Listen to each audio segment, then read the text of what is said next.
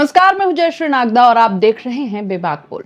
दोस्तों, आप कभी सोचते हैं कि जो बीजेपी के नेता एक हफ्ते पहले तक औरंगजेब की कब्र की खुदाई के पीछे पड़ गए थे, लगातार भड़काऊ बयानबाजी दे रहे थे, उसके बारे में अचानक से चुप क्यों हो गए? कहीं ऐसा तो नहीं कि बीजेपी को अपने सहयोगी दलों की वजह से इस पूरे के पूरे मुद्दे पर पैर पीछे खींचने पड़ गए हैं, या फिर एक्चुअली में वो जो हिंदूवादी ताकतें हैं, जिनको कट्टर हिंदूवादी ताकतें कहा जाता है, जो सीधे बीजेपी को फायदा पहुंचाती है, राजनीतिक तौर पर यह इतनी बेलगाम हो चुकी है कि ये बीजेपी या आरएसएस के कंट्रोल से भी अब बाहर हो चुकी है।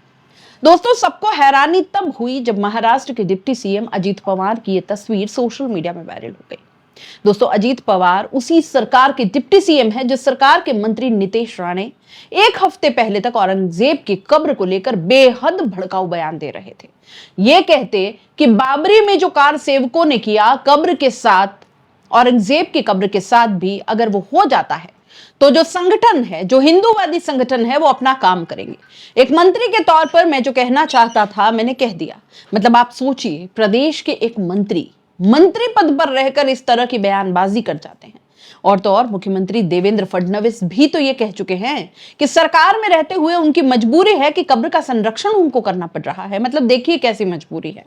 लेकिन इन सब को दोस्तों दरकिनार करते हुए अजीत पवार अब सामने आ गए हैं, और अजीत पवार ने एक इफ्तार पार्टी में शामिल होकर के वो टोपी भी पहनी है, और अब कई सारी बातें हो रही हैं। दोस्तों, रमजान के मौके पर इफ्तार पार्टीज होती हैं। वैसे तो दोस्तों बीजेपी ने भी इफ्तार पार्टीज आयोजित करनी अब छोड़ दी हैं, पहले तो होती थी। बहुत बड़ी बड़ी इफ्तार पार्टीज अब भी होती हैं, लेकिन उतने बड़े लेवल पर नहीं होती। बाकायदा डिप्टी सीएम ने एक इफ्तार पार्टी में खुद शिरकत की है। सर पर वो टोपी पहनी जिसको पहनने के लिए बीजेपी के लोग विपक्षी पार्टियों के नेताओं की आलोचना करते आए हैं। ये भी कहते हैं कि तुष्टीकरण की देखो राजनीति करते हैं, एक तो टोपी पहन लेते हैं मुसलमानों के वोट पाने के लिए। अब इस तरह की बातें होती हैं। बताइए, आपके सहयोगी ने अब ये टोपी पहन ली है। सहयोगी भी नहीं, आपके सरकार के डिप्टी सीएम ने ये टोपी पहन ली है। और जो बयान अजीत पवार ने दिया उसको सुनिए जरा। अजीत पवार दोस्तों कहते हैं कि भारत विविधता में एकता का प्रतीक है। हमें किसी भी विभाजनकारी ताकतों के जाल में नहीं फंसना है। हमने अभी होली मनाई है, गुड़ी पड़वा और ईद आने वाली है। ये सभी त्योहार हमें एक साथ मिलकर मनाने हैं, क्योंकि एकता ही हमारी असली ताकत है। आगे दोस्तों अजीत पवार क्या कह रहे हैं कि मैं आपको भरोसा दिलाता हूं कि आपका भाई अजीत पवार आपके साथ है। जो कोई भी हमारे मुस्लिम भाइयों और बहनों को आंख दिखाएगा, अगर कोई भी दो गुट में झगड़ा कराकर अमन शांति को भंग करेगा और कानून को अपने हाथ में लेता है, चाहे वो कोई भी हो, उसे बख्शा नहीं जाएगा, उसे माफ नहीं किया जाएगा।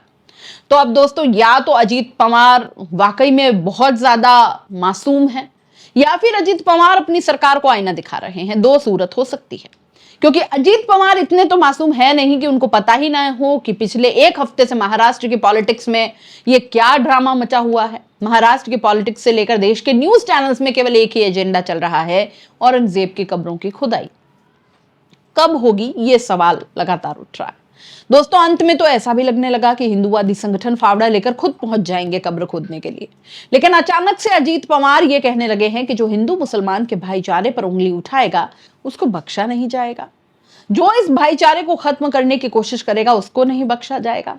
अब ऐसे विभाजनकारी ताकतों से आपको बचकर रहना है, ऐसी बातें अजीत पवार कर रहे हैं। तो अजीत पवार किसको ज्ञान दे रहे हैं? अपनी सरकार के मंत्री को ज्ञान दे रहे हैं या अपनी सरकार के मुखिया को ज्ञान दे रहे हैं? दोस्तों, अजीत पवार का यह बयान बताता है कि इस पूरे मुद्दे पर, इस गठबंधन के अंदर आखिर कितना जबरदस्त पूरा एक डिवाइडेशन है। मतलब कितना अंदर खाने फूट कितनी है, आप सोचिए इस एक मुद्दे पर। यहां इस बात पर भी गौर किया जाना चाहिए कि कुछ पॉकेट्स में, मतलब कुछ स्तर पर नहीं, कुछ जगह अजीत पवार की वजह से, क्योंकि अजीत पवार के पास शरद पवार की एक लिगेसी थी, उनकी पार्टी थी। अजीत पवार की वजह से महाराष्ट्र में कुछ जगह पर मुसलमान वोट भी मिला है एनडीए को। और अजीत पवार आज भी उस लेगेसी को चला रहे हैं, सेक्युलर लेगेसी शरद पवार की, और उसी लेगेसी को आगे बढ़ाते हुए, अपनी राजनीति को कायम रखते हुए अजीत पवार अपने इस बयान को मजबूती से आगे रख रहे हैं।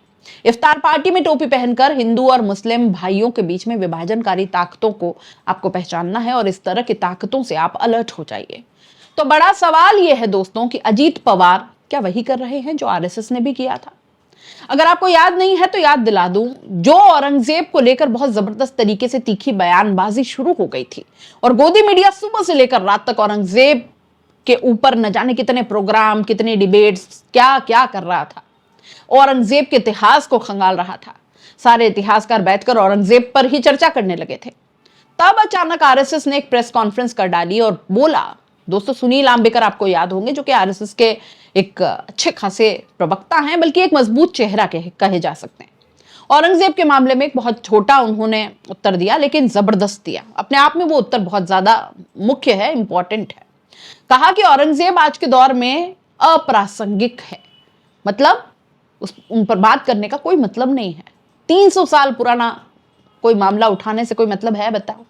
हालांकि अपने इस बयान से किसी भी हाल में उन्होंने देवेंद्र फडणवीस का विरोध नहीं किया, लेकिन अपने इस बयान से उन्होंने सो कॉल्ड औरंगजेब को लेकर जो एक बड़ा मुद्दा बनाया जा रहा था, उसमें अपना स्टैंड क्लियर कर दिया। और मोहन भागवत भी आपको याद होंगे, जो लगातार ये कहते रहे हैं कि हिंदू मुसलमानों का डीएनए एक है। इसके अलावा हर मस्जिद के अंदर या हर मजार के अंदर मंदिर जाकर तलाशने की कोशिश बंद कर देनी चाहिए या नहीं की जानी चाहिए। यह बात मोहन भागवत ने कई बार कही। हाँ, यह बात सच है कि आरएसएस की तरफ से यह बयान दिया गया और औरंगजेब को लेकर, जिसके बाद यह मामला अब आप देखिए शांत पड़ता हुआ नजर आ रहा है। बीजेपी के बड़े नेताओं ने इस तरह की टिप्पणी करनी उसके बाद बंद कर दी है। लेकिन सच्चाई पता है क्या है दोस्तों, कि बजरंग दल और विश्व हिंदू परिषद इस तरह के प्रदर्शन कर रहे थे। औरंगजेब को लेकर आरएसएस क्या झक मार रही थी तब। आरएसएस से ही निकले हैं ना ये सब संगठन। ये बताता है दोस्तों कि जो ये हिंदुत्व की राजनीति का चलन एक शुरू हुआ है ना, उसमें हर कोई योगी आदित्यनाथ की कॉपी करना चाहता है। और योगी आदित्यनाथ अपने आप को समझने लगा है, क्योंकि योगी बनकर आप मोदी की लेगेसी को एक तरीके से चैलेंज कर सकते हैं। मोदी के बाद उस नेतृत्व के लिए अगर आप किसी को देख सके उस तरीके की राजनीति में, तो किसको देखेंगे? योगी आदित्यनाथ को। तो फिर योगी आदित्यनाथ अकेले क्यों रहे? देवेंद्र फडणवीस को लगा कि चलो भैया हम भी उसी लाइन में खड़े हो जाए, हम क्या कम हैं किसी से।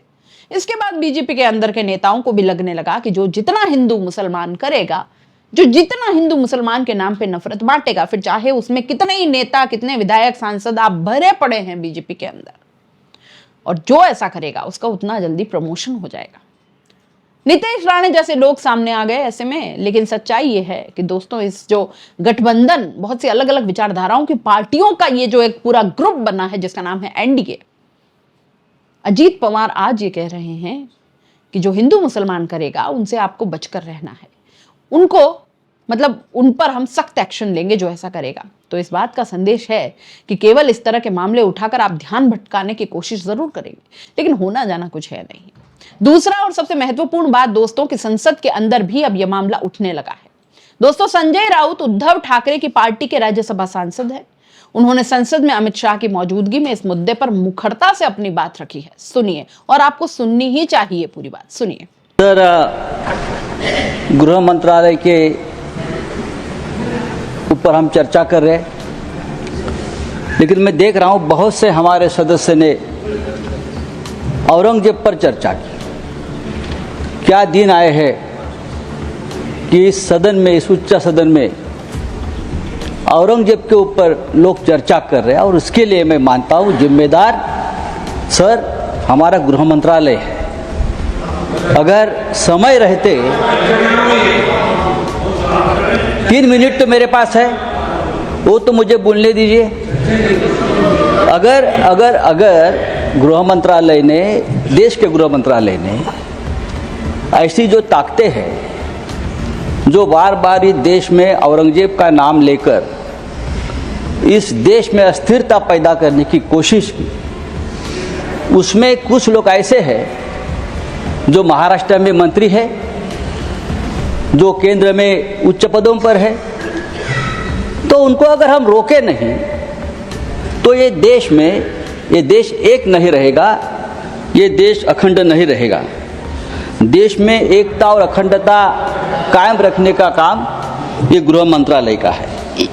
लेकिन मैं देखता हूं सर, कुछ सालों से इस देश को पुलिस स्टेट बना दिया है, पुलिस स्टेट।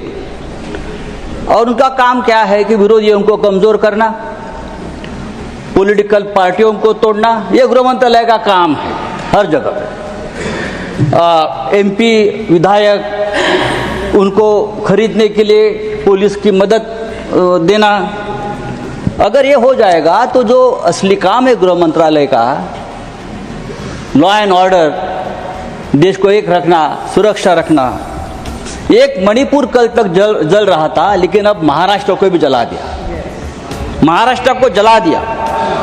नई लाशें बिछाने के लिए गड़े मुर्दे आपने उखाड़ दिए। नई लाशें बिछाने के लिए आपने गड़े मुर्दे उखाड़ दिए, और वो भी औरंगजेब के नाम पर। 300 साल में नागपुर में कभी दंगा नहीं हुआ था। इतिहास है नागपुर का। 300 साल में कभी नागपुर में दंगा नहीं हुआ था। नागपुर जैसे शहर में अगर दंगा होता है, और वो भी हमारे महाराष्ट्र के मुख्यमंत्री के विधानसभा क्षेत्र में, अरे मैं ये कहना चाहता हूं, अगर आपको औरंगजेब का कबर तोड़ना है तो बेशक तोड़िए। आपको किसने रोका? आपकी सरकार है। केंद्र में और महाराष्ट्र में आपकी सरकार है। गृह मंत्री आपके हैं, महाराष्ट्र में मुख्यमंत्री आपके हैं। आप जाइए, हाथ में फावड़ा बिवड़ा लेकर उधर जाइए और तोड़ दीजिए। लेकिन आपके बच्चों को भेजो, हमारे बच्चों को मत भेजना। आपके बच्चे विदेश में पढ़ रहे, आपके बच्चे विदेश में काम कर रहे, और जो गरीब बेरोजगार बच्चे हैं उनका आप दिमाग माननीय संजय राउत जी भाषण समाप्त लगा दिया है। सर मैं कहता हूं ये इस प्रकार का काम रोकने की जिम्मेदारी। सुना आपने दोस्तों? एक बार फिर गौर करिए संजय राउत ने आखिर में क्या कहा, और ये बहुत इंपॉर्टेंट बात है, बहुत जरूरी है। समझने वाली बात है कि संजय राउत ने कहा कि औरंगजेब की कब्र तोड़नी है तो बेशक तोड़िए। आपको किसने रोका है? आपकी सरकार है। केंद्र में, महाराष्ट्र में आपकी सरकार है। गृह मंत्री आपके हैं, महाराष्ट्र में मुख्यमंत्री आपके हैं। आप जाइए, हाथ में फावड़ा और सब लेकर उधर जाइए और तोड़ दीजिए। लेकिन आपके बच्चों को भेजिए, हमारे बच्चों को मत भेजना। आपके बच्चे विदेशों में पढ़ रहे हैं, आपके बच्चे विदेश में काम करें, और जो गरीब बेरोजगार बच्चे हैं उनका दिमाग आप इन कामों में लगाएं, ये तो गलत है। आप इस पूरे मामले पर क्या सोचते हैं? अपनी राय कमेंट बॉक्स में लिख भेजिए। जाते जाते चैनल को लाइक, शेयर और सब्सक्राइब जरूर कर दीजिए।